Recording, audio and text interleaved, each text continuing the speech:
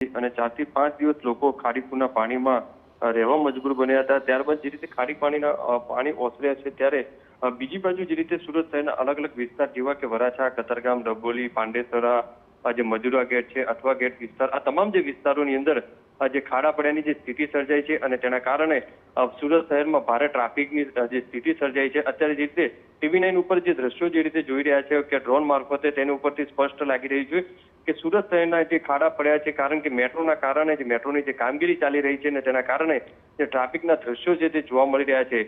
ખાસ કરીને જે વહેલી સવારે અને સાંજના સમય આ પીક અવર્સનો જે ટાઈમ હોય છે ત્યારે લોકો છે કલાકો સુધી ટ્રાફિકમાં ફસાતા હોય છે। વિદ્યાર્થીઓને ભારે મુશ્કેલીઓનો જે સામનો કરવો પડતો હોય છે। સાથે સાથે જે રીતે મહાનગરપાલિકા દ્વારા જે દાવા કરવામાં આવતા હોય છે કે તમામ રોડ રસ્તા જે તેનું જે રિપેરિંગ કામ શરૂ કરવામાં આવ્યું છે, પણ જે રીતે દ્રશ્યો જે લાગી રહ્યા છે તેના ક્યાંક એવું લાગે છે હજુ સુધી પણ જે મહાનગરપાલિકા દ્વારા તમામ રોડ રસ્તાનું જે જે ખાડા જે પડ્યા છે તેનું રિપેરિંગ કામ છે તે શરૂ નથી થયું। કારણ કે મહાનગરપાલિકાને જે રીતે દાવા કરે છે કે મેટ્રોના અધિકારીઓ છે તેમને સરખો જવાબ નથી આપતા અને આવનારા સમયની અંદર જો મેટ્રોના અધિકારીઓ દ્વારા જો કોઈ સરખો જવાબ નહીં કામગીરી નહીં કરવામાં આવે તો આવનારા સમયની અંદર ગાંધીનગરના ઉચ્ચ અધિકારીઓ જે CM સુધીની રજૂઆત છે તે મહાનગરપાલિકા દ્વારા કરવામાં આવશે।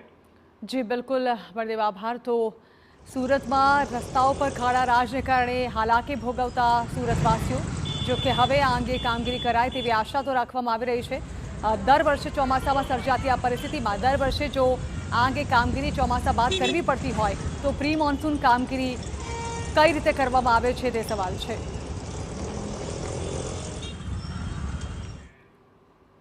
વાત કરીએ વડોદરા